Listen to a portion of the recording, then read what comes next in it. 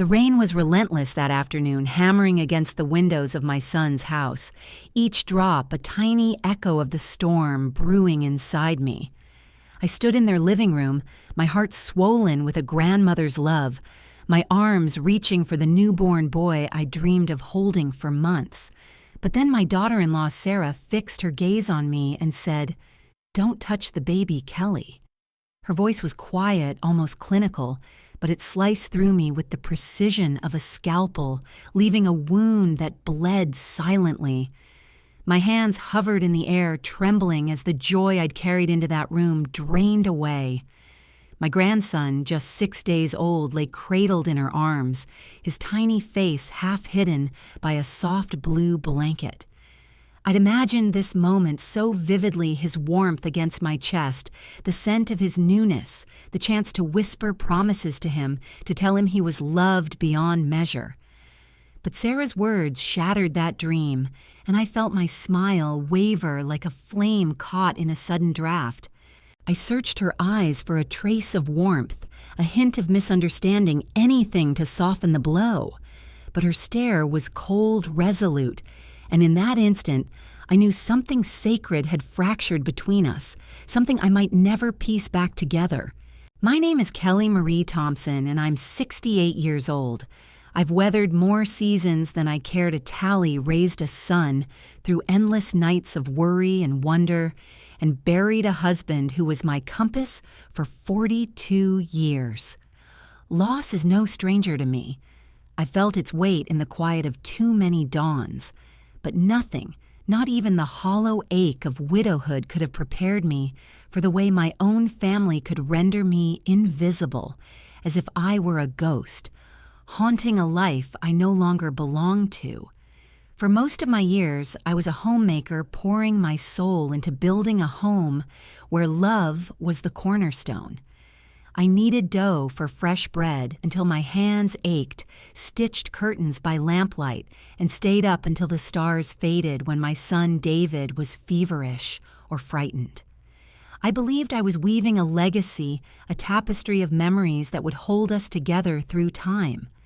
But that day, standing in the house, my son now called his own, I saw how fragile that belief had been. David was there too, you know. My boy, the one I'd rocked through nightmares and cheered through triumphs, was slouched against the kitchen counter, his eyes glued to his phone. He didn't flinch when Sarah spoke. He didn't say, "Mom, she's just tired," or "Sarah, let her hold him." He didn't even look up. His silence was a second blade deeper than her words, carving out a piece of my heart I hadn't known was still vulnerable. I wanted to cry out, to demand how he could stand there, letting his wife strip me of the one joy I'd clung to since they'd shared the news of my grandson. I wanted to shake him, to remind him of the mother who'd bandaged his knees, who'd driven through blizzards to get him to school, who'd believed in him when he doubted himself. But I didn't. I lowered my arms, crossed them tightly over my chest, and forced a nod. "All right," I whispered, my voice so soft it barely reached my own ears. "I won't touch him." I don't know how I endured the rest of that visit. I perched on their couch, my hands wrapped around a mug of tea that grew cold as I held it, while Sarah prattled on about feeding schedules and organic diapers, her tone light, as if she hadn't just unraveled me. David chimed in occasionally, his voice casual, oblivious to the weight of what had happened. I kept my gaze fixed on the floor, tracing the swirls in their expensive rug, willing myself not to break. Every time the baby made a sound, a soft coo, a tiny sigh, my throat tightened, and I had to fight the tears that threatened to spill. I'd brought a gift for him, a little sweater I'd knitted over countless evenings, each stitch a quiet prayer for his happiness. It lay untouched on the coffee table, its pale yellow yarn, a stark contrast to the polished wood, a symbol of my love left unacknowledged. The drive home was a haze of rain and grief. The storm battered my windshield, blurring the world beyond, and I could barely see through the tears I'd held back all afternoon. My house, the one I'd shared with my husband George, felt like a mausoleum when I stepped inside. The air was heavy with absence, and the silence was deafening. George's old armchair still sat by the living room window, its faded fabric holding the shape of his memory. I sank into it, my fingers tracing the worn armrests, and stared out at the rain. Sarah's words played on a loop in my mind, her voice sharp and unyielding, matched only by the image of David's indifference. I kept asking myself what I'd done to earn such a rebuke. Had I been too eager, too present in their lives?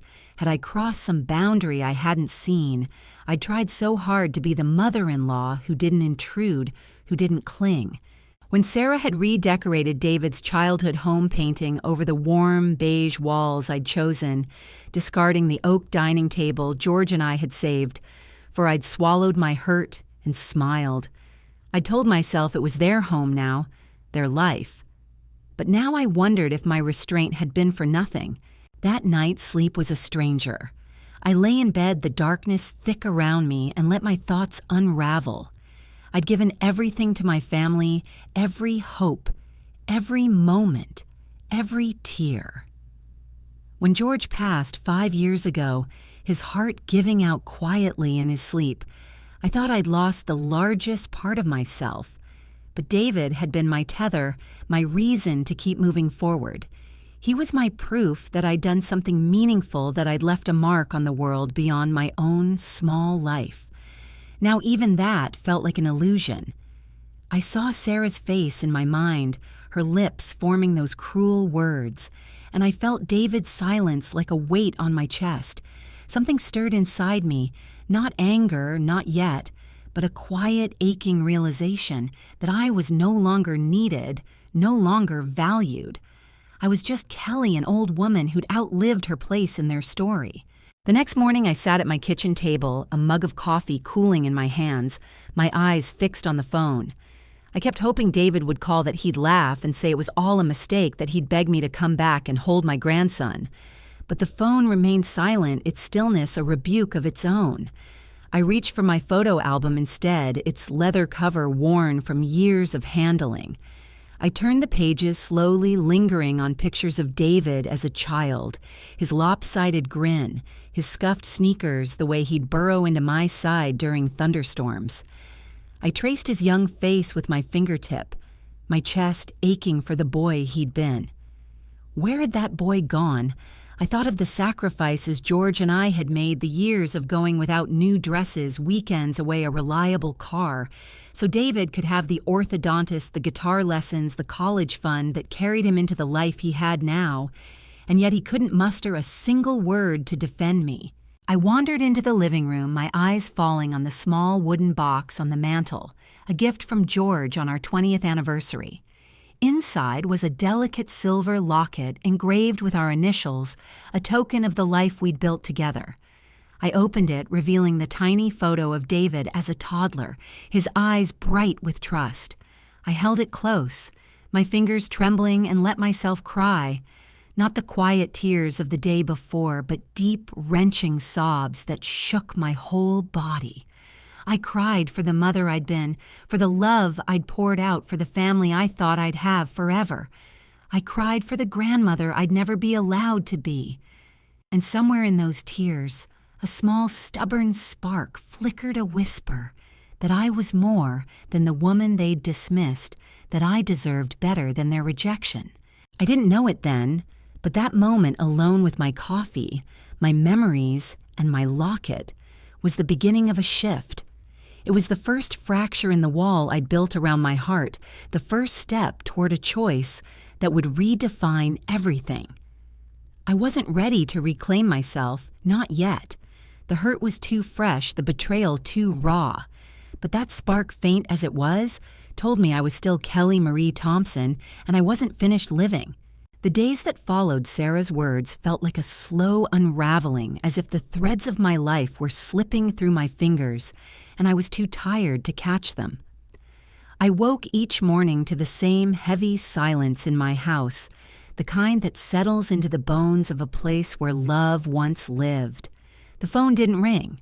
No text from David, no apology from Sarah, not even a photo of my grandson to soften the ache. I'd sit at my kitchen table, the same table where I'd once helped David with his homework, where George and I had laughed over late-night coffee, and I'd stare at the empty chairs wondering how I'd become so alone. The world outside moved on. Neighbors waved as they walked their dogs. The mailman left bills in my box, but inside I was suspended in a grief I couldn't name. It wasn't just the loss of my grandson's touch. It was the loss of my place, my purpose, my family. I was 68 years old, and I felt like a stranger in my own story. I tried to keep busy to fill the hours with small tasks that might hold me together. I dusted shelves that didn't need dusting, watered plants that were already thriving, baked cookies no one would eat. But every task felt hollow, like I was performing a role for an audience that had long since left the theater. I'd catch myself pausing at the window, hoping to see David's car pull into the driveway, hoping he'd step out with a sheepish smile and say, "Mom, I'm sorry. Let's start over." But the driveway stayed empty, and the hope withered a little more each day. I began to avoid mirrors, not because of the lines on my face or the silver in my hair, but because I couldn't bear the look in my eyes, bewildered, betrayed, like a child who'd been promised love and found only indifference. One morning, about a week after that awful visit, I found myself standing in the nursery I'd prepared in my home. It was a small room just off the hallway where I'd once kept my sewing supplies. When David and Sarah announced the pregnancy, I'd spent months transforming it. I'd painted the walls a soft, ivory-hung curtains with tiny embroidered stars and set up a crib I'd found at an antique shop, its wood polished to a warm glow. I'd imagined rocking my grandson there, singing the lullabies my mother had sung to me, passing down a piece of my heart. Now the room felt like a shrine to a dream that had died. I stood in the doorway, my hand on the frame, and let the tears come. They weren't loud or dramatic, just quiet, steady, like rain on a window pane. I didn't know who I was crying for anymore, myself, my grandson, or the family I'd thought we were. I might have stayed in that haze forever, lost in my own sorrow, if it hadn't been for Mrs. Clara Hensley. Clara lived 2 houses down, a spry 82-year-old with a laugh that could light up a room and a habit of bringing me clippings from her rose garden. She'd been a friend since George and I moved to this street 30 years ago, though we'd never been as close as some neighbors are. That morning, as I was dragging my trash bin to the curb, my eyes red and my hair barely combed, Clara appeared on her porch, a bundle of pink roses in her arms. Kelly Marie Thompson. She called her voice bright but firm. "You look like you're carrying the weight of the world. Come have tea with me." I wanted to say no, to retreat back to my quiet house and my quiet grief, but something in her eyes, kind but refusing nonsense, made me nod. I followed her into her kitchen where the air smelled of lemon and lavender, and sat at her table while she brewed tea in a pot older than both of us. Clara didn't ask what was wrong, not at first. She talked about her roses, her grandson's new job, the way the neighborhood had changed since we were young. But when she set a steaming cup in front of me, her hand brushed mine, and she said, "Now, Kelly, tell me what's got you looking like you've lost your best friend." I don't know why I told her. Maybe it was the warmth of her kitchen, or the way her eyes held mine without judgment, or just the need to let the hurt spill out before it drowned me. I told her everything: Sarah's words, David's silence, the way I'd been shut out of my grandson's life.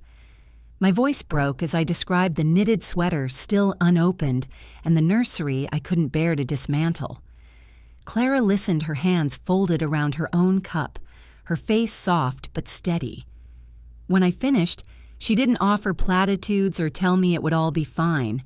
Instead, she reached across the table, squeezed my hand, and said, "Kelly, you're worth more than their foolishness. Don't you ever forget that." Her words were simple, but they landed like a stone in still water, sending ripples through the fog I'd been lost in. I didn't believe her, not really, not yet. But the way she said it with such quiet conviction planted a seed I didn't even know I needed. I left her house with those roses in my arms, their petals soft against my skin, And for the first time in days, I felt a flicker of something other than pain. It wasn't strength, not exactly, but it was the possibility of strength, like the first green shoot breaking through frozen ground. That afternoon, I did something small, something I hadn't done in years. I pulled out my old sketchbook from the attic, its pages yellowed but still filled with drawings from my younger days. Landscapes, flowers, the curve of George's jaw as he read the paper. Before I was a mother, before I was a wife, I'd loved to draw, to capture the world in pencil and charcoal. It was a piece of myself I'd set aside thinking it frivolous compared to the demands of family. But that day, with Clara's words echoing in my mind, I sat by the window and sketched the roses she'd given me. My hands were unsteady at first, the lines wobbly, but as I worked, I felt a quiet focus settle over me. It was just me. The pencil and the petals, no expectations, no rejections, just the act of creating something for myself. The next day, I went back to Clara's not for tea, but to show her the sketch. Her eyes lit up and she insisted on framing it, hanging it in her living room like it was a masterpiece. "You've got a gift, Kelly," she said, and though I brushed it off her pride, in me felt like a lifeline. Over the next few weeks, I started sketching more Clara's garden, the oak tree in my backyard, the way the light fell across my empty nursery. Each drawing was a small rebellion against the loneliness, a way of saying I was still here, still capable of making something beautiful. I also began to notice the world again in ways I hadn't since George died. I'd walk to the park at the end of our street where I'd sit on a bench and watch children play their laughter, a bittersweet reminder of David's childhood.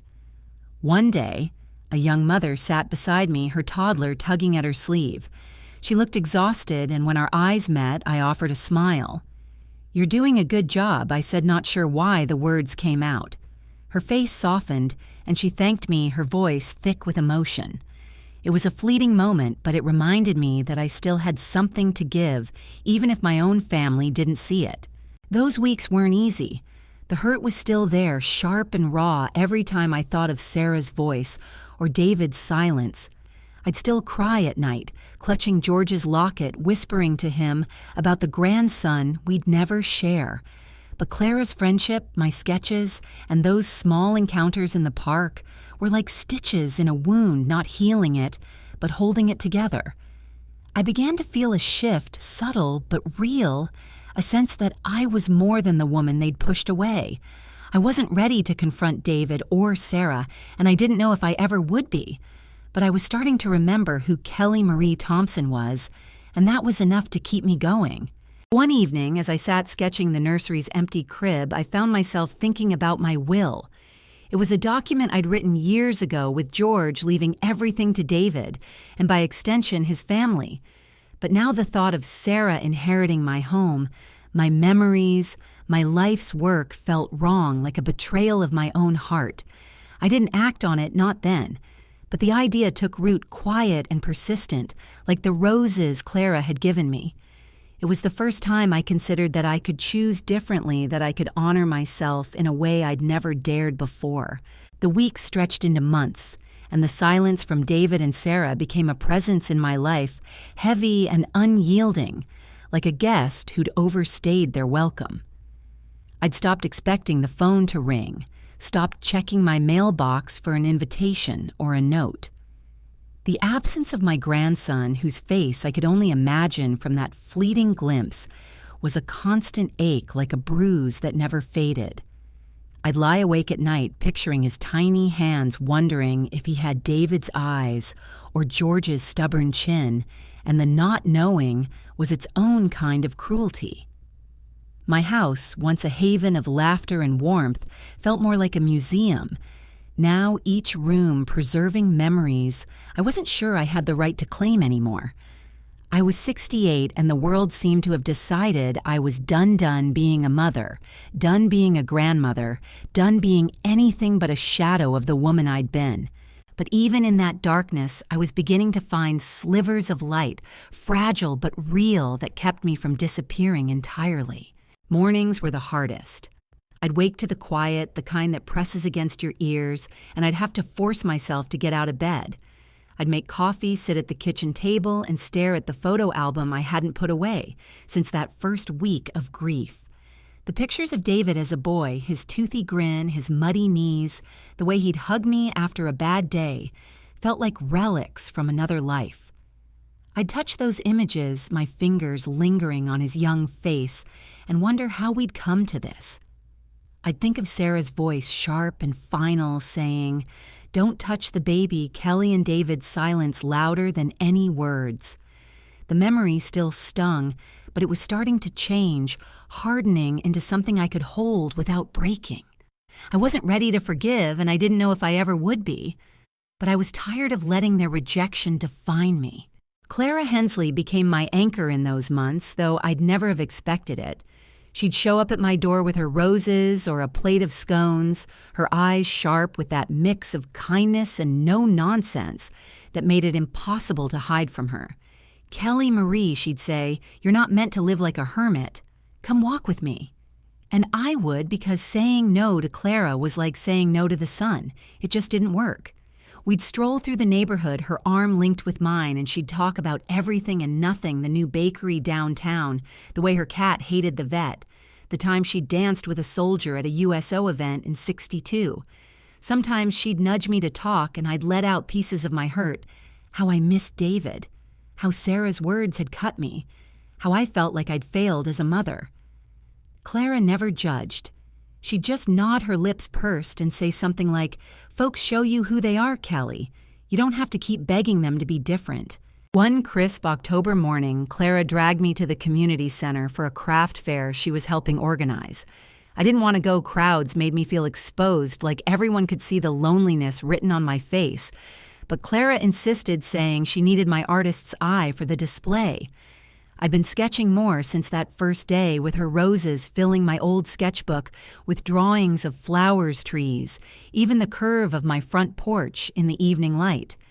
It was a private act, something I did for myself, but Clara had a way of pulling my private world into the open. At the fair, she introduced me to everyone, vendors, neighbors, even the mayor's wife, like I was someone worth knowing. I felt out of place, my sweater too, plain my smile too forced, but Clara's confidence in me was like a shield. When a woman admired one of my sketches, which Clara had sneakily displayed on her table, I blushed and stammered. "It's just a hobby," I said, but the woman bought it for $10, pressing the bill into my hand with a smile. It was the first time in years I'd felt seen not as David's mother or George's widow, but as Kelly, someone with something to offer. That small sale lit a spark I hadn't known was still there. I started going to the community center more often, not just for Clara's events, but for myself. There was a weekly art class led by a retired teacher named Marjorie, who wore bright scarves and smelled of peppermint. I joined hesitant. At first, my pencils clutched like lifelines. But Marjorie had a gentle way of coaxing us to try new things, watercolors, pastels, even clay, and I found myself losing hours to the work. My hands, which had once kneaded dough and stitched quilts, now shaped landscapes and faces, each stroke a quiet declaration that I was still here. The other women in the class, most of them my age or older, became a kind of family. We'd share stories over coffee, laughing about our aches and pains, crying over lost loves, celebrating small victories. One woman, Ruth, told me how her daughter had stopped speaking to her after a fight over money. "You keep going, Kelly," she said, her eyes fierce. "You don't need their permission to live." Those moments, Clara's encouragement. The art class, the women who understood were like stones in a path, leading me out of the fog. I began to do things I hadn't done in years. I rearranged my living room, moving George's armchair to a new corner, making the space feel like mine again. I planted bulbs in the garden, tulips and daffodils, imagining them blooming come spring. I even started wearing George's old watch, its leather band worn but comforting against my wrist. It was a small act, but it felt like claiming a piece of myself back, a reminder that I'd been his partner, his love, and that strength still lived in me. But the hurt didn't vanish. There were days when I'd see a young family at the park, a grandmother pushing a stroller, and the longing for my grandson would hit me like a wave pulling me under. I'd go home, close the nursery door, and cry until my throat was raw. I wrote letters to David in my head, words I'd never send, asking why he'd let Sarah shut me out, why he hadn't fought for me. I'd hold George's locket, the one with David's toddler photo, and whisper to it as if my husband could hear me across the years. "What did I do wrong, George?" I'd ask. "How did I lose him?" The locket never answered, but its weight in my hand was a kind of comfort, a tether to the life I'd built. One evening, as I was sketching in the nursery, the room bathed in the soft glow of a lamp, I found myself drawing the crib, not as it was empty and still, but as I'd imagined it, with a baby sleeping immobile spinning above. The act of putting that dream on paper was both painful and freeing, like lancing a wound to let it heal. I sat back, my hands smudged with charcoal, and realized I was tired of waiting for David and Sarah to give me back my life. I didn't know what that meant yet, but the thought was there, stubborn and growing like the bulbs I'd planted in the garden. It was around then that I started thinking about my will again. I'd pushed the idea aside before telling myself it was too drastic, too final. But the more I reclaimed myself through my sketches, my friendships, my small acts of defiance, the more I questioned why I should leave everything to a family that had discarded me. My home, my savings, the jewelry George had given me over the years, they were mine to decide. I remembered a conversation with my lawyer years ago when George and I had updated our estate. He'd mentioned something about a trust, a way to control how things were distributed. I hadn't paid much attention then, but now the memory felt like a key turning in a lock. I didn't call the lawyer, not yet. The idea was still too new, too raw, but it was there, simmering a quiet promise that I could choose my own legacy. One day, Clara invited me to a book club at the community center, and though I wasn't much of a reader anymore, I went. The book was about a woman who'd rebuilt her life after loss, and as we discussed it, I found myself speaking up, my voice steadier than I expected. She didn't wait for anyone to save her, I said. She saved herself. The other women nodded, and Clara gave me a look that said she knew I wasn't just talking about the book. That night, I went home and pulled out a blank sheet of paper. I didn't draw. Instead, I wrote a single sentence: "I am Kelly Marie Thompson, and I am enough." It was a small thing, but it felt like a vow, a line drawn in the sand. I taped it to my bathroom mirror where I'd see it every morning, a reminder that I was still writing my story. Winter came early that year, the air turning sharp and the trees shedding their leaves in a slow, golden surrender. My house felt colder, not just because of the season, but because of the emptiness that had settled into its corners. The nursery door stayed closed most days, a silent acknowledgement that my grandson wasn't coming. I no longer waited for David's car to appear in the driveway, no longer held my breath when the phone rang. The hurt was still there, a dull ache that flared without warning, but I was learning to carry it differently, like a heavy coat I could shrug off when I needed to breathe. At 68, I was beginning to understand that grief wasn't something you outran. It was something you walked beside, and I was finding my own pace. Clara's friendship, the art class, and the small connections at the community center had become my lifelines, but they were more than that now. They were the scaffolding of a new life I was building one careful step at a time. I'd started to see myself not just as David's mother or George's widow, but as Kelly, a woman with her own story to tell. My sketchbook was nearly full, its pages crowded with drawings of the world I was rediscovering, the frost on my garden gate, the faces of the women in my art class, the way the park's bare trees stood proud against a gray sky. Each sketch was a small act of courage, a way of saying I was still here, still capable of creating something that mattered. I'd even sold a few more drawings at the community center's winter market, the money tucked into an old tin in my kitchen, not because I needed it, but because it felt like proof of my worth.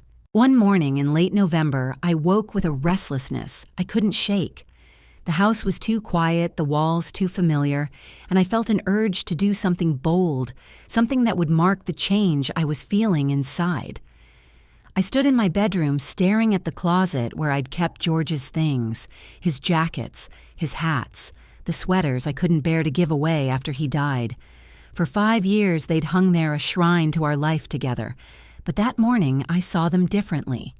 They weren't George. They were just things, and holding on to them was holding on to a version of myself I was ready to let go. I pulled out a box and began folding his clothes, my hands steady but my heart racing. I kept his watch, the one I'd been wearing, and his locket, but the rest I packed for donation. When I dropped the boxes at the shelter downtown, the woman at the counter thanked me, her eyes kind. "Someone's going to stay warm because of you," she said, and I felt a quiet pride like I'd given a piece of my strength to someone else. That act, small as it was, unlocked something in me. I started making other changes, not for anyone else, but for myself. I painted my kitchen a soft sage green, a color I'd always loved, but never dared use because George preferred neutrals. I bought a new quilt for my bed, its bright patterns a defiance against the grayness of my grief. I even cut my hair, trading the long silver strands I'd worn for years for a chin-length bob that made me feel lighter, sharper, like a woman who had things to do. Clara, when she saw it, clapped her hands and said, "Kelly Marie, you're a vision." I laughed, something I hadn't done in months, and for a moment I believed her. The art class became a bigger part of my life too. Marjorie, our teacher, had noticed my progress and asked if I'd help her lead a session for beginners. I was nervous me teaching, but I said yes, because saying yes felt like choosing myself. The class was small, just 6 people, but standing there showing them how to hold a pencil, how to see the world in shapes and shadows, I felt a power I'd forgotten I had. One student, a shy woman named Linda, thanked me afterward, saying my patience had made her feel brave. I went home that night and cried not from sadness, but from a kind of awe that I could still make a difference even in a small way. It was around then that I finally called my lawyer, Mr. Hargrove. The thought of my will had been simmering for months, ever since that evening in the nursery, when I'd realized I didn't owe David and Sarah my legacy. I'd been afraid to act on it, worried it would make me bitter, vengeful, the kind of person I'd never wanted to be. But the more I reclaimed my life through my art, my home, my choices, the more I saw the will as a way to honor myself, not to punish anyone else. Mr. Hargrove's office was the same as I remembered, all dark wood and leather chairs, and he greeted me with a warm handshake. "Kelly," he said, "it's been too long." I sat across from him, my hands folded in my lap, and told him I wanted to review my estate. I didn't mention Sarah's name, didn't speak of the baby or David's silence. I just said I wanted to make sure my assets went where they'd do the most good. We spent 2 hours going over the details, my house, my savings, the small investment account George and I had built. I learned things I'd forgotten, like the fact that the house was still in my name, a detail David and Sarah didn't seem to realize. George and I had gifted them the down payment, but the title was mine, a precaution we'd taken in case of financial trouble. I also learned about the trust we'd set up for David, which I'd been quietly funding over the years, thinking it would secure his future. Mr. Hargrove explained that I could amend the trust, redirect the funds, even dissolve it if I chose. I didn't make any decisions that day, but I left with a folder of papers and a sense of possibility. For the first time, I saw my wealth, not just money, but my home, my memories, my life's work, as something I could shape, something that belonged to me. That evening, I did something symbolic, though I didn't plan it that way. I went to the nursery, the room I'd avoided for weeks, and took down the curtains I'd sewn, the ones with the embroidered stars. They were beautiful, but they belonged to a dream that wasn't mine anymore. I folded them carefully, set them in a box, and in their place, I hung simple white panels that let in more light. The room felt different after that, less like a wound and more like a blank canvas. I didn't know what I'd do with it yet, but the act of changing it felt like a promise to myself, a vow that I was moving forward. Clara noticed the shift in me. One afternoon, as we sat in her kitchen sipping tea and nibbling her homemade shortbread, she said, "You're different, Kelly, stronger, like you've remembered who you are." I smiled, but I didn't deny it. I told her about the lawyer, the will, the nursery, and she listened, her eyes bright with pride.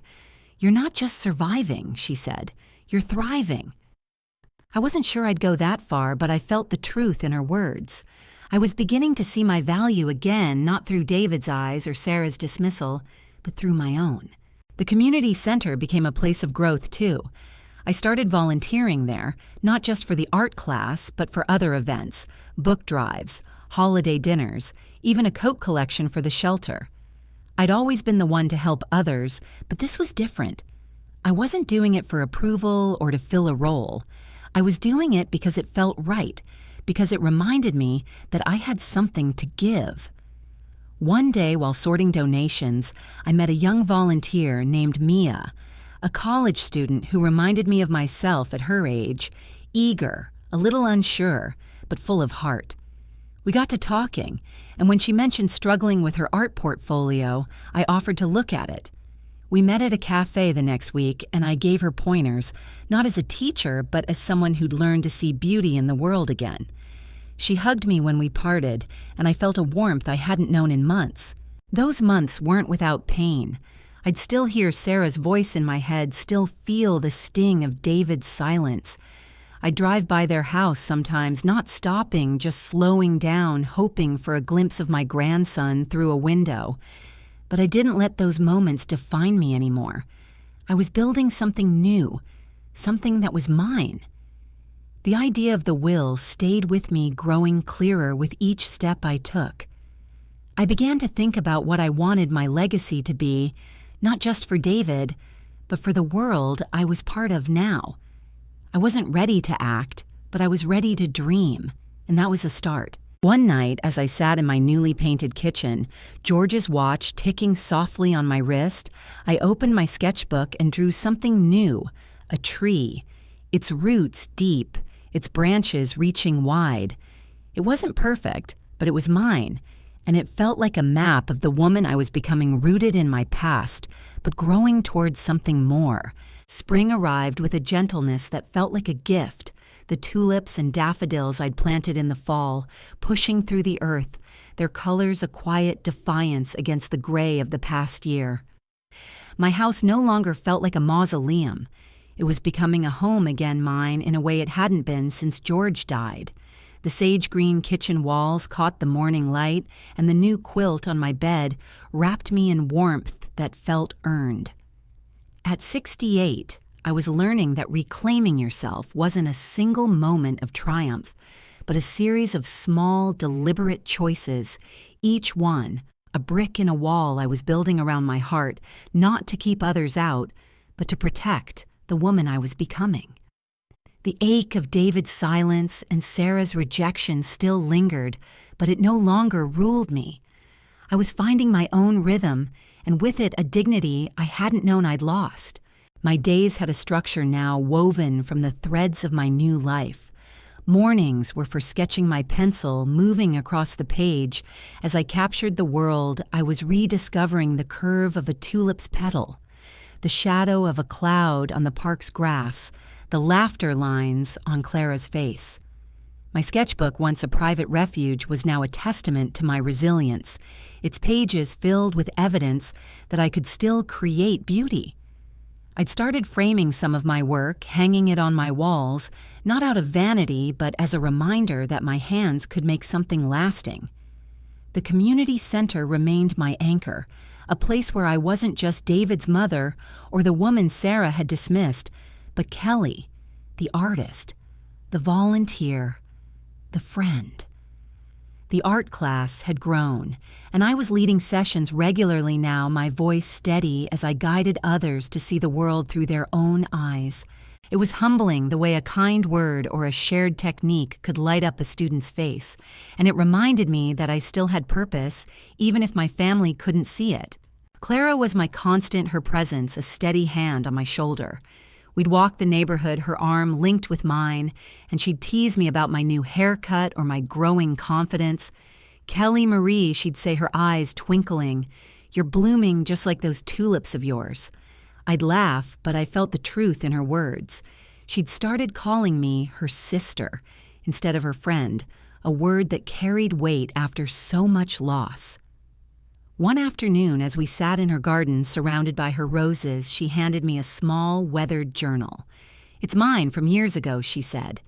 "When my husband passed, I wrote down everything I felt. It helped me find my way. Maybe it'll inspire you."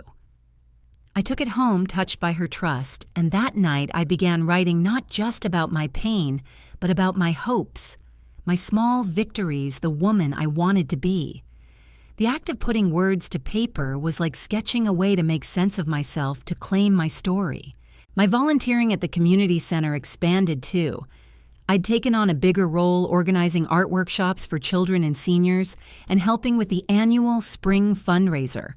It was demanding, but it filled me with a sense of belonging I hadn't felt in years. Mia, the young volunteer I'd met, became a regular part of my life.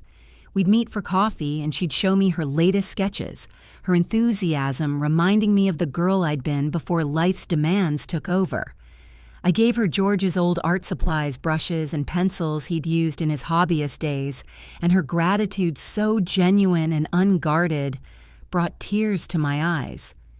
"You're like my art mom," she said once, and though I laughed it off, the words settled into my heart, a balm for the grandmother I'd never been allowed to be. But the most significant change came with my decision about the will. The idea had been growing since my meeting with Mr. Hargrove, its roots sinking deeper with every step I took toward myself. I'd spent months thinking about what my legacy should be, what it meant to leave something behind. My house, my savings, the trust I'd funded for David, they were more than assets. They were the sum of my life's work, my love, my sacrifices. The thought of Sarah inheriting them, of her cold eyes and colder words, profiting from my heart, felt like a violation. I wasn't angry anymore, not in the raw, burning way I'd been at first. My anger had cooled into resolve, a quiet certainty that I deserved to decide my own ending. I called Mr. Hargrove again this time with a clearer vision. We met in his office, the same dark wood and leather chairs, but I felt different, steadier, more present. I told him I wanted to rewrite my will, to redirect the trust, to ensure my estate reflected my values. I want to support things that matter. I said, my voice calm but firm. The community center may be a scholarship for young artists, something for people who need a second chance. He nodded his pen, moving across his notepad, and asked if I wanted to exclude anyone explicitly. I hesitated, picturing David's face, the boy he'd been, the man he'd become. "Not yet," I said, "but I want control over what happens to my home." We spent hours discussing options, a trust for charitable causes, a clause to protect my property, a way to ensure Sarah's name was nowhere near my legacy. I left with a draft and a sense of power I hadn't known I could feel. That night I did something I'd been avoiding for months. I opened the nursery door and walked inside, not as a mourner, but as a woman ready to let go. The room was still beautiful with its ivory walls and the crib I'd polished, but it no longer felt like a wound. I took down the mobile above the crib, its tiny stars catching the light, and packed it away with the embroidered curtains. In their place, I brought in a small easel and a table for my art supplies. The nursery wasn't gone. It was becoming something new, a studio where I could create, dream, and heal. I stood in the center of the room, George's watch warm against my wrist, and felt a peace I hadn't known in years. It wasn't about erasing the past. It was about making room for the future. The community center's spring fundraiser was a turning point. I'd helped plan it, from designing the posters to arranging the art auction, and when the night arrived, I wore a dress I hadn't touched in years, a deep blue that George had loved. Clara whistled when she saw me, and Mia insisted on taking a photo. The event was a success, raising more than we'd hoped, and my drawings sold out the bids higher than I'd expected. Afterward, the director pulled me aside and asked if I'd consider joining the board. "You've got a gift, Kelly," she said. Not just for art, but for bringing people together. I didn't say yes right away, but the offer stayed with me, a reminder that my life was still unfolding. There were still hard days. I'd hear a baby's laugh in the park and feel the pang of my grandson's absence. I'd drive by David and Sarah's house, my heart twisting at the sight of their perfect lawn, their life moving on without me. But those moments no longer broke me. I'd go home, write in my journal sketch in my studio, or call Clara, and I'd find my way back to myself. I began to think of my grandson not with despair, but with a quiet hope that one day he might know me, not as the woman Sarah had pushed away, but as the woman I was becoming. One evening, as I sat in my studio, the room aglow with lamplight, I opened Clara's journal and read a passage she'd marked, "You don't need their love to be whole. You need your own." I closed the book, my fingers tracing its worn cover, and picked up a pencil. I drew a portrait of myself, not as I was now, but as I felt strong, rooted with eyes that held both sorrow and light. It was the first time I'd drawn my own face, and though it wasn't perfect, it was honest. I hung it in my bedroom next to George's watch, a symbol of the woman I was choosing to be. The will was nearly finalized, now the papers waiting for my signature. I decided to leave a portion for David, but with conditions of trust he'd only access after my death, and only if he honored my memory. Sarah's name was absent, a choice that felt less like revenge and more like justice. I'd also set aside funds for the community center for Mia's education, for a scholarship in George's name. It was my way of saying that my love, my life would live on in ways that mattered. I wasn't done yet, and neither was my story. Summer draped itself over the town like a warm blanket, the air thick with the scent of cut grass and blooming jasmine. My garden was alive, the tulips and daffodils giving way to roses and lavender, their colors a daily reminder that beauty could grow from even the hardest seasons. At 68, I was no longer the woman who'd sat weeping in George's armchair, broken by Sarah's words and David's silence. The hurt hadn't vanished, it never would not entirely, but I'd learned to carry it like a scar, a mark of what I'd survived rather than a wound that defined me. My house was mine again, filled with the light of my choices. The sage-green kitchen, the studio where the nursery once stood, the sketches on my walls that told the story of a woman who'd refused to disappear. I was Kelly Marie Thompson, and I was finding my way one deliberate step at a time. My life had a rhythm now, a cadence, built from the things I'd chosen for myself.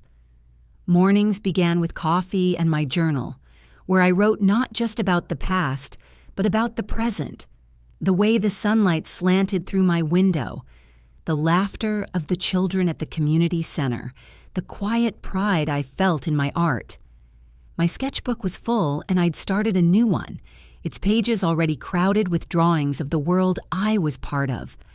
Clara's rose garden, Mia's shy smile, the old oak in the park that stood firm through every storm.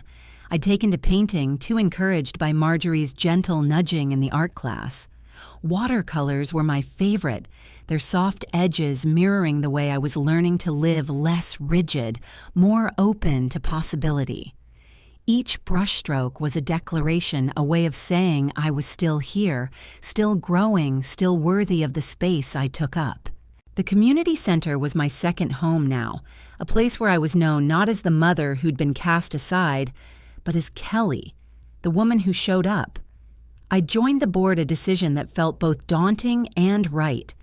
The meetings were long, filled with budgets and plans, but I found I had a voice there, ideas that others listened to. We were planning a new art program for at-risk youth, and I'd proposed naming it after George, a way to honor his quiet kindness. The board agreed, and when I saw his name on the proposal, I felt a lump in my throat, not from sadness, but from the knowledge that his legacy and mine would live on in ways I'd never imagined. I was also leading more art classes, not just for beginners, but for advanced students, including Mia, who'd become like a daughter to me. Her talent was blooming, and I took pride in her progress, not as a replacement for my grandson, but as a reminder that love could find new forms. Clara remained my rock, her friendship a steady light through the changes. We'd spend evenings on her porch sipping iced tea and watching the fireflies, our conversations weaving between the mundane and the profound.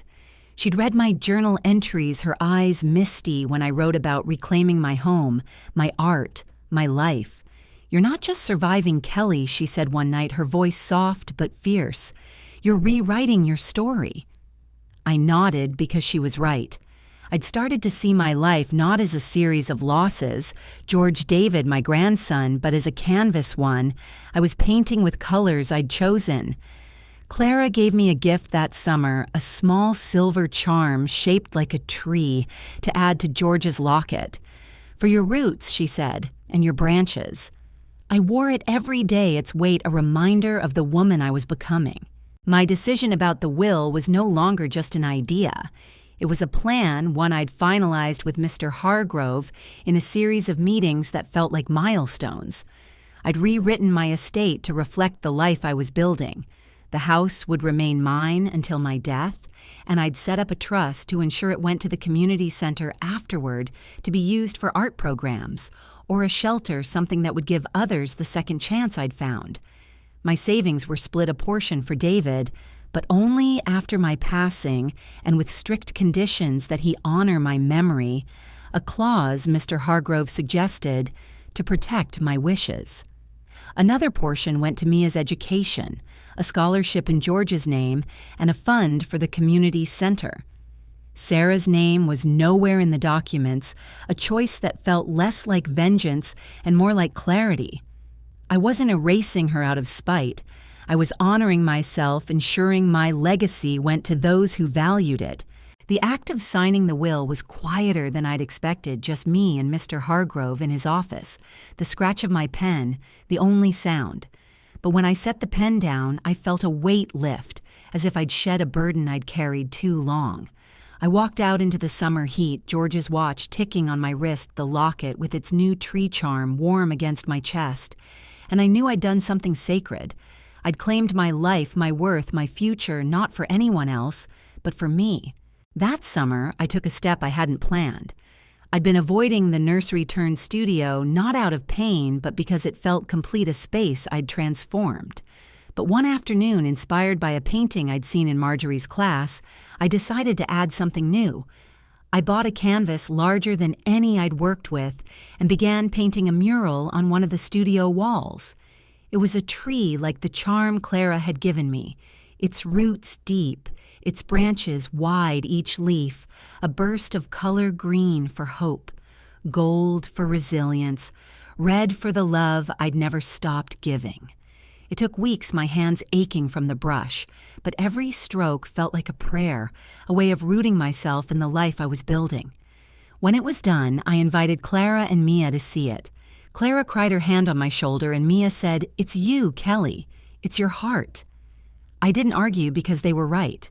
The community center's art program launched in July, and I was there for the opening, wearing the blue dress from the spring fundraiser, my locket glinting in the sunlight. The kids were shy at first, their pencils hesitant, but I knelt beside them, showing them how to draw what they saw, what they felt. One boy, no older than 10, drew a house with a bright red door, and when I praised it, he grinned, his eyes alight with pride. I thought of David at that age, the way he'd beam when I hung his drawings on the fridge, and for the first time, the memory didn't hurt. It was part of me, but it wasn't all of me. I was more than the mother who'd been rejected. I was the woman who was helping others find their voice. There were still moments of grief. I'd see a grandmother in the park, her arms full of a laughing toddler, and the longing for my grandson would surge sharp and breathless. I'd learned his name Ethan from a neighbor who'd seen Sarah at the grocery store, and saying it in my mind was both a comfort and a wound. I'd write to him in my journal letters I'd never send, telling him about the grandmother who loved him, who'd painted a tree for him, who'd never stopped hoping. I didn't drive by David and Sarah's house anymore. It felt like giving them power I no longer wanted them to have. But I kept Ethan's name in my heart, a quiet promise that one day he might know me. One evening, as I sat in my studio, the mural glowing in the lamplight, I opened my journal and wrote something new. I am enough, not because they see me, but because I see myself. It was a vow, a truth I'd fought to claim. I closed the journal, my fingers brushing the tree charm on my locket, and felt a peace that wasn't fragile but strong, like the roots of the tree I'd painted. I was ready for whatever came next, not because I was fearless, but because I was whole. The will was done. The mural was finished. The art program was thriving. But I wasn't finished. I was still growing, still dreaming, still choosing myself. I didn't know what the future held, whether David would ever reach out, whether I'd meet Ethan, whether Sarah would ever understand what she'd done. But I knew I didn't need their validation to live. I had Clara Mia, the community center, my art, my home. I had me, and that was enough. The autumn air carried a crispness that made everything feel sharper, as if the world had been etched in clearer lines. My garden was winding down, the roses fading, but the tree I'd painted on my studio wall seemed to hold all the life of summer in its branches. At 68, I was no longer searching for myself. I'd found her piece by piece in the sketches, the friendships, the choices that had brought me to this moment. The ache of losing David's love and Ethan's presence hadn't faded, but it no longer defined me. I'd built a life that was mine, vibrant, purposeful, and whole. Yet as the leaves turned gold and the days grew shorter, I sensed a reckoning approaching, not one I'd sought, but one that life seemed determined to deliver. I didn't know then that it would come so soon, or that it would unfold in a way that would silence the voices that had tried to erase me. The community center was buzzing with plans for its annual gala, a fundraiser that had grown under my time on the board. I'd thrown myself into the preparations, designing invitations, curating an art auction, even convincing Clara to donate one of her prized rose bushes for the silent auction. The gala was more than an event. It was a celebration of the community we'd built, a place where people like me, cast aside, overlooked, could find purpose. I'd also been working on a special project for the night, a speech to announce the George Thompson Art Fund, a scholarship I'd funded with a portion of my savings. It was my way of ensuring that others like Mia could chase their dreams without the barriers I'd faced. I'd written the speech in my journal, revising it late into the night, each word a testament to the life I'd reclaimed. The gala was held in a rented hall downtown, its high ceiling strung with fairy lights, tables draped in white linen. I wore a deep emerald dress, one I'd bought on a whim, its fabric catching the light as I moved.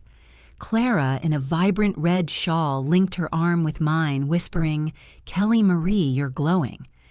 Mia was there too, her portfolio now accepted by a prestigious art school, thanks in part to the scholarship I'd quietly arranged. The room was filled with familiar faces: Marjorie from the art class, Ruth from the book club, the kids from the youth program, their parents beaming with pride. I felt a warmth that wasn't just from the crowd, but from the knowledge that I belonged here, that I'd helped build this. The evening was in full swing when I saw them.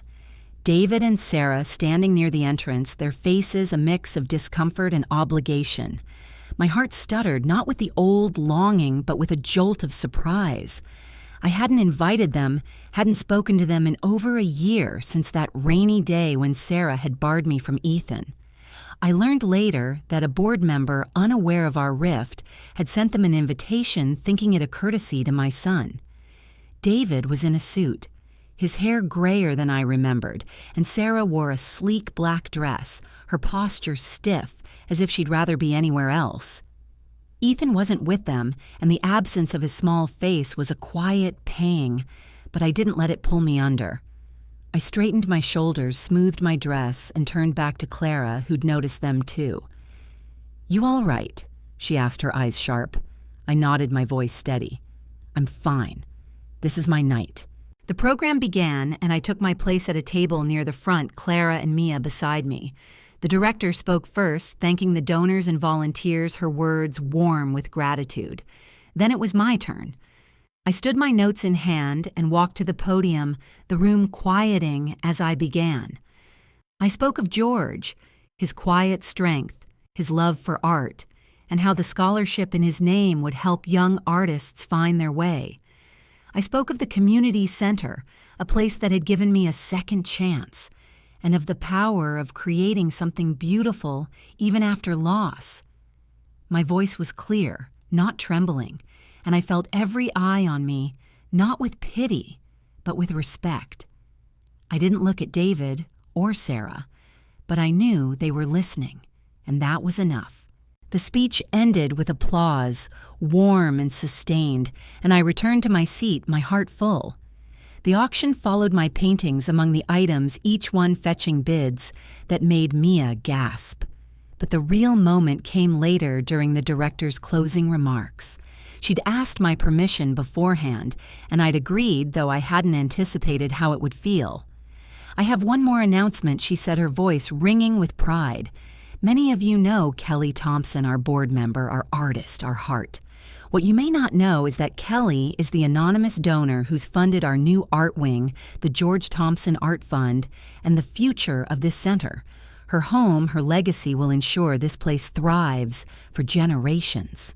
The room erupted in applause, people standing, turning to me with smiles and tears. Clara squeezed my hand, Mia hugged me, and Marjorie called out, "That's our Kelly." I stood, my cheeks warm, and nodded my eyes, meeting those of strangers and friends who saw me, truly saw me. And then I saw David and Sarah. They were still seated, their faces pale, their eyes wide with something I couldn't name, shock, shame, realization. The director's words had laid bare the truth. The house they lived in, the business David ran, the life they took for granted, it was all tied to me. The house was in my name, a fact they'd overlooked, and the trust I'd funded had been propping up David's company, a detail I'd kept quiet until now. I hadn't planned to reveal it this way, but life has a way of choosing its moments. I didn't approach them. I didn't need to. The truth was out not through anger or confrontation, but through the quiet power of my choices.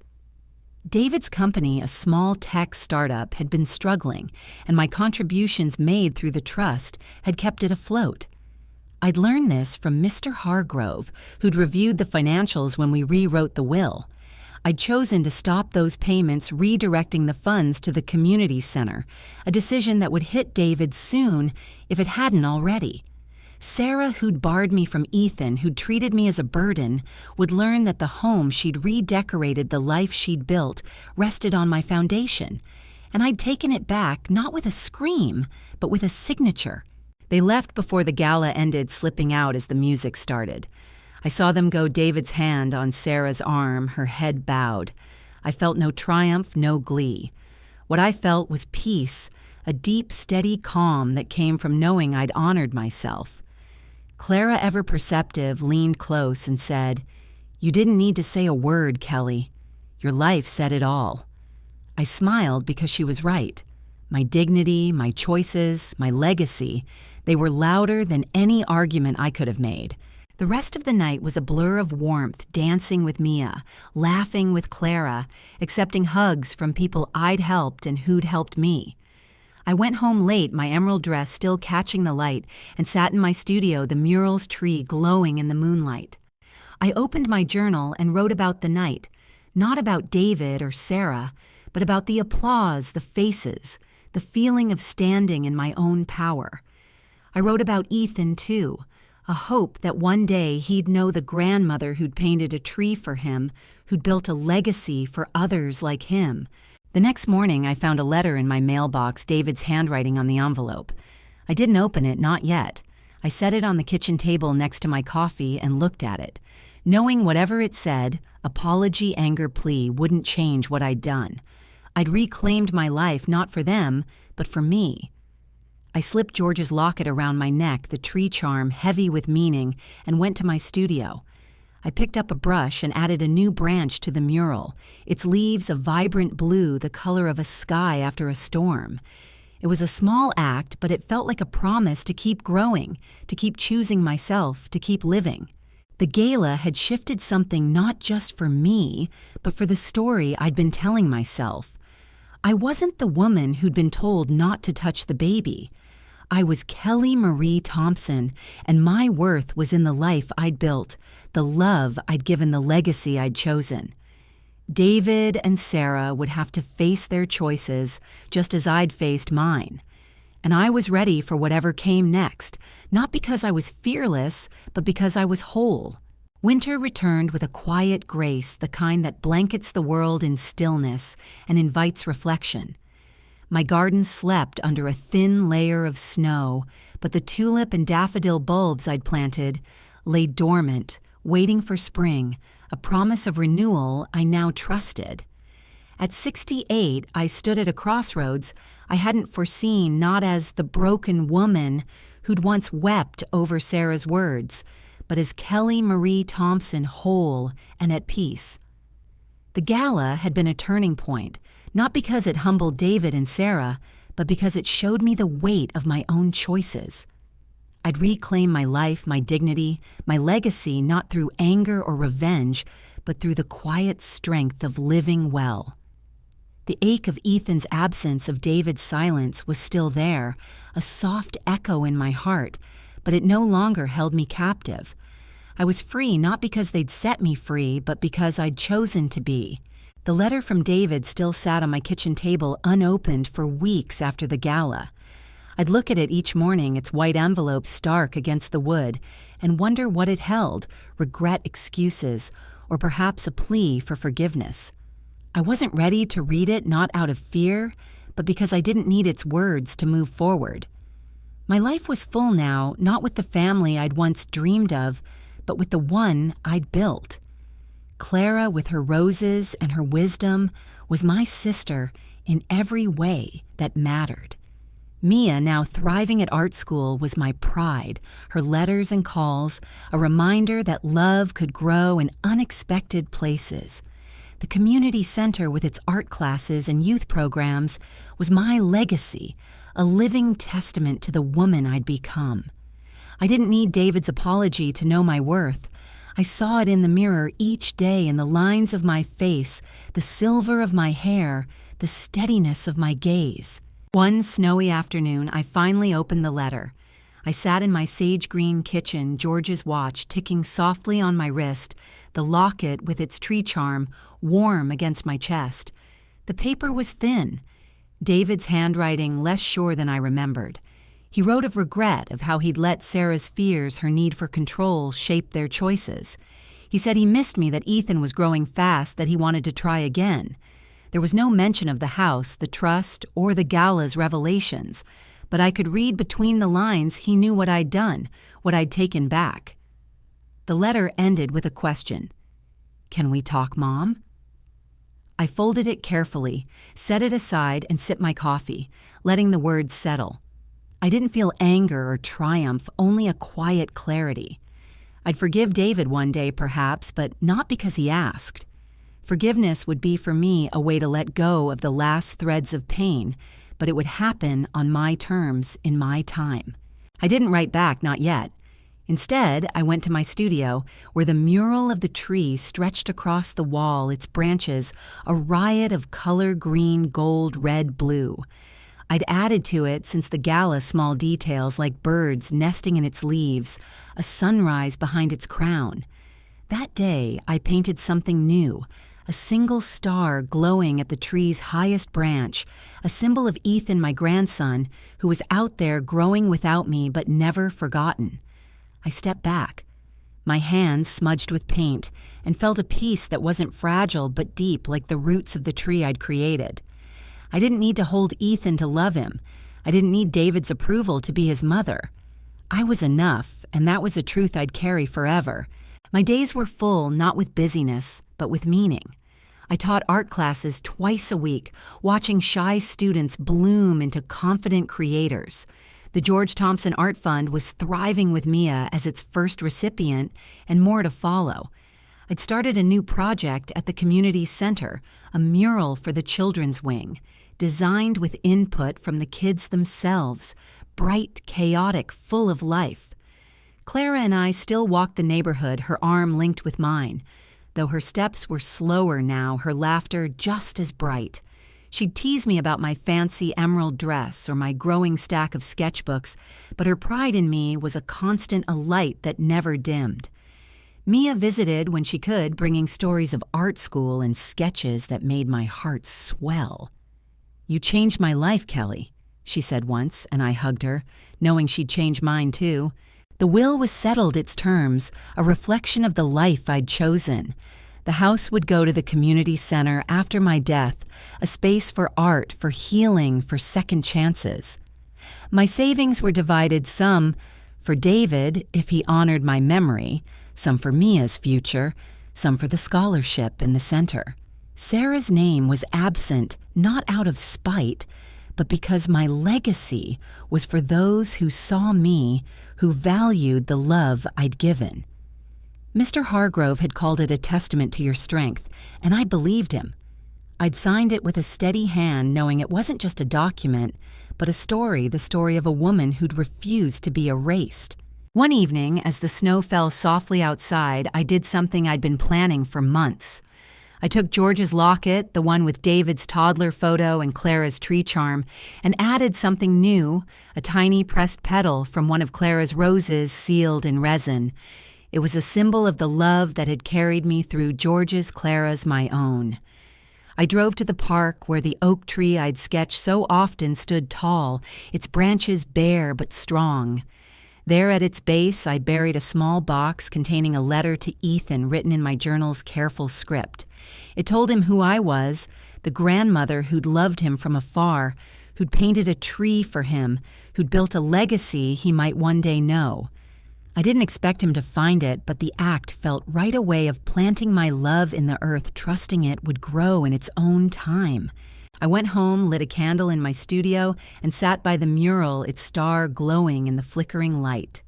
The candle was one I'd bought at the community center's winter market, made by a local woman who'd thanked me for my classes. Its flame was small but steady, like the peace I'd found. I opened my journal and wrote not about the past, but about the present. The snow outside the warmth of my home, the love I carried for Ethan, for Clara, for Mia, for myself. I wrote about the future, too, the springs I hoped to see the art I'd create, the lives I'd touch. My story wasn't over. It was still unfolding, and I was its author. I thought of you out there listening to my story. Maybe you're like me, someone who's felt pushed aside, told you're too old, too much, or not enough. Maybe you've given your heart to a family that didn't give it back, or stood in a room where no one saw you. I want you to know something. Something it took me 68 years to learn your worth isn't measured by who accepts you, but by how you choose to honor yourself. You don't need their permission to shine, to grow, to love. You are enough just as you are, and the life you build from that truth will be your greatest legacy. I stood, blew out the candle, and walked to my garden where the snow was piling soft and silent. I pressed my hand to the earth where my bulbs slept and whispered a thank you not to anyone, but to the woman I'd become.